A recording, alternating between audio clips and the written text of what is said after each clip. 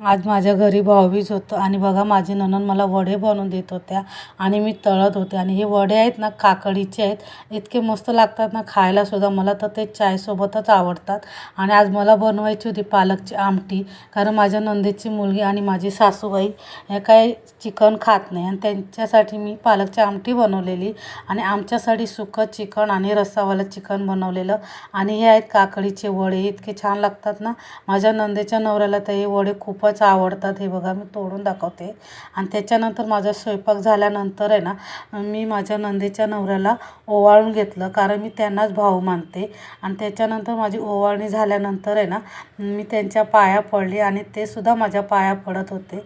आणि मग मी त्यांना दिली भेटवस्तू. आणि भेटवस्तू दिल्यानंतर मग आम्ही सगळे एकत्र जेवायला बसलो.